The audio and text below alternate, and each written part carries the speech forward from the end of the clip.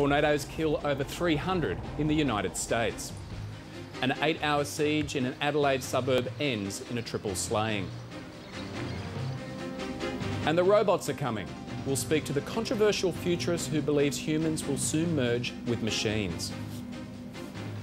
Well, just a short time ago, Kate Middleton and Prince William were married in Westminster Abbey, watched by an estimated audience of 2 billion people, including the ABC's Europe correspondent Emma Alberici, who joins us now from outside Buckingham Palace. Emma, what was it like to be amongst the crowd, and what was the reaction like there? Oh, look, I've actually never been part of anything quite like it. Just the sheer numbers.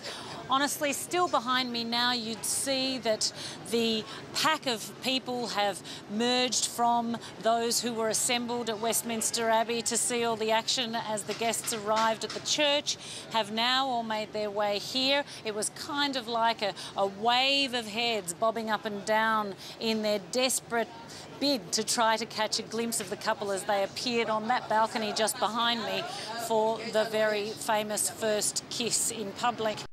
Now, I have to say the mood was one of jubilance, sums it up, excitement and patriotism. You'd have seen the waves madly flagging, madly waving the Union Jack and the England flag. There's a real sense here that this is an occasion to celebrate the best of British and what they do best, which is all of this pomp and ceremony, the horse guards, the foot guards, the role of the military. We just had the fly past with the tornadoes and the typhoons. That real pageantry and majesty was on sheer display and really enjoyed by the revellers here, some of whom have been camped out since Tuesday to get the best vantage point to see a royal or just to soak up the atmosphere, which has been just magnificent to be part of, I have to say. Quite a refreshing change, as many people here have said, from the doom and gloom that's been going on in the news in past months. To have something like this emerge as a big news event has been a real breath of fresh air. Emma, the Queen has given William and Kate 2 years free from public duties and they've both asked for a bit of space as well. Are they likely to get that kind of space? Well, you have to understand that the relationship between Prince William and Kate Middleton, who are now, of course, to be referred to as the Duke and Duchess of Cambridge, as well, I might add, as the Baron and Lady... I've forgotten the title. Well, they've got a few other titles too. They've got 3 titles in all, if I'm correct. One to link them all to Northern Ireland, Scotland and England, of course, with Cambridge.